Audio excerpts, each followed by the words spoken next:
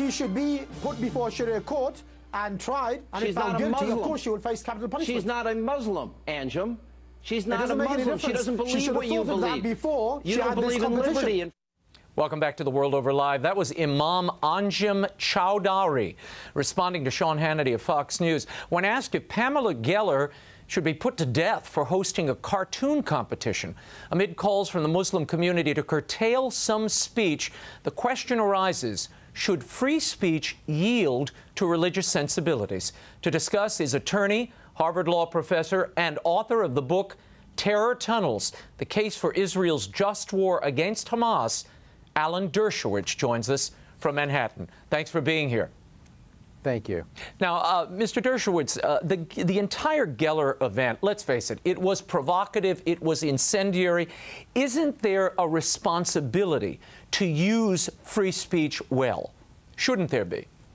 For purposes of the First Amendment, as distinguished from morality, there is no difference between Martin Luther King's march through various southern towns where he deliberately picked the cities in order to provoke segregationists and provoke violent reactions so the world should see the brutality of segregation, and Pamela Geller. Now, one can't compare Martin Luther King and Pamela Geller in any other way, but for purposes of the First Amendment, it doesn't pick and choose the kinds of ideas or provocations it protects. It protects all forms of provocation. Now, you can't incite your own people to violence. Right. That may be a violation of the First Amendment, but you are entitled to say whatever you want. And if other people are incited to attack you, the role of the police is to protect the provocateur and arrest those who would prevent her, in this case, from speaking. Now, you referenced the limits of speech. Of course, fighting words, that's off limits from that 1942 case, Supreme Court case. That's no longer a good law. That's no longer, that's no longer a good law. I don't think that's any longer a good law. No, really? No, because if it did, that any group could veto any speaker by simply threatening. Every time I speak about Israel on university campuses, there are some anti-Israel groups that say, you make us feel unsafe, you're being provocative, you're being incendiary. And if they can do that, if they can define my words as fighting words, even though they're moderate and call for a two-state solution, then they would have the power to decide who can speak and who can't speak. So fighting words, I think, has been overruled in subsequent cases.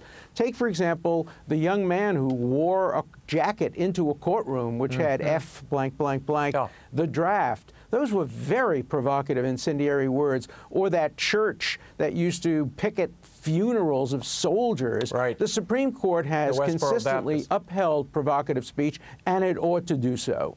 I want to ask you a question. As I've read so much commentary from the Islamic community this week, they say, and I'm going to quote from one article here, it says, repeated demonization can inspire violence. And even the Pope, when the Charlie Hebdo thing broke, he was concerned that when you create that incendiary environment, you are going to get a natural reaction. The question is, should freedom of speech at times bow to freedom of religion?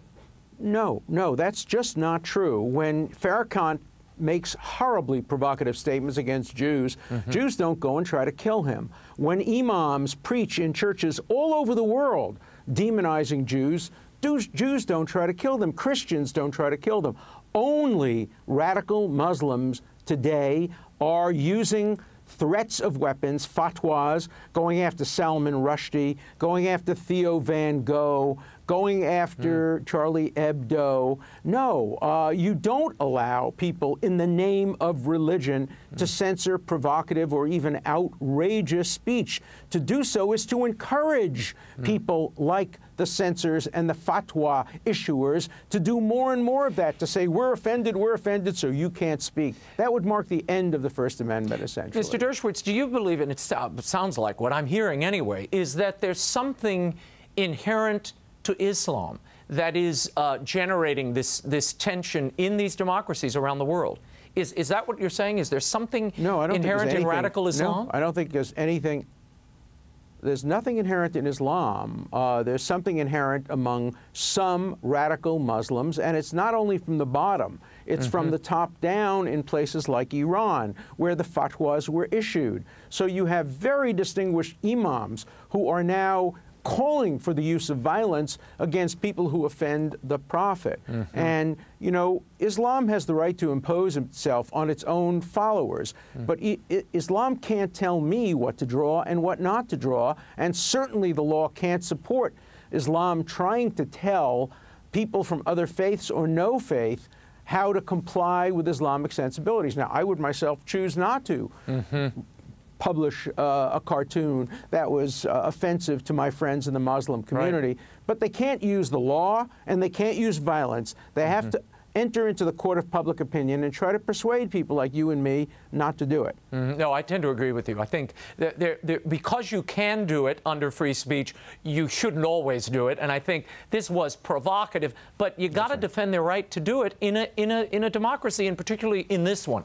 I want to move on to this Baltimore case, Mr. Dershowitz. The mayor, Stephanie Rawlings Blake, is calling on the State Department to come in and investigate what she calls, quote, excessive force and discriminatory policing. Is that a good idea, to bring the feds in? It's a very good idea. It's a very good idea. Anything that replaces the current state attorney, district attorney, and gives an objective assessment of what went on is a good idea. She has really disqualified herself by saying, I hear the crowds, I hear the call, no justice, no peace, which really means unless we give you the kind of justice you demand, we will have riots and unpeaceful demonstrations. So I think this is a perfect example of where the federal government, the Justice Department, would do a better job of investigating than the local state district attorney has done up to now. So I welcome the Justice Department coming in. I want to play a bite from that state's attorney in Baltimore, Marilyn Mosby. Here she is announcing the indictment, and then I want to share with you some recent breaking news. Roll that. Officers Miller and Narrow then placed Mr. Gray in a seated position and subsequently found a knife clipped to the inside of his pants pocket. The blade of the knife was folded into the handle. The knife was not a switchblade and is lawful under Maryland law. Now it turns out that that knife apparently had some sort of spring action, which was in violation of Baltimore law. Can these police get justice at this point, in your opinion? I think it's very hard to get justice when the fear is if a jury were to acquit, they might provoke additional riots and endanger businesses and homes and even lives. The case has to be shifted to another city in Maryland where the jurors will not have a stake in the outcome other than to see that justice is done.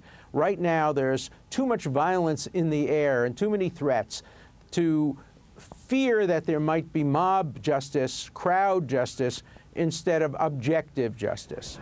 Okay, before I let you go, I have to ask it, you being in Boston, what do you think of Deflategate? Is it time for Tom Brady to take a little time off, given that this report suggests that he knew about the deflated balls?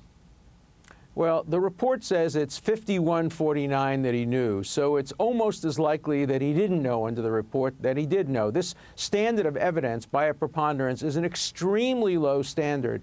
I would like to see more scientific investigation. I'd like to see more evidence. But if it turns out that they broke the rules, there have to be consequences. This is a really stupid rule. Let's start with that. A stupid rule. There should either be a rule that says all footballs have to be exactly the same dimensions, or anybody can adjust the football to whatever is comfortable. To their liking. But the idea of saying you can adjust it a little, but you can't adjust it too much, is an invitation to this kind of chicanery. Alan Dershowitz, thanks so much for being with us. Terror Tunnels, your new book, The Case for Israel's Just War Against Hamas, is available at bookstores everywhere and online. I hope you'll come back to the show.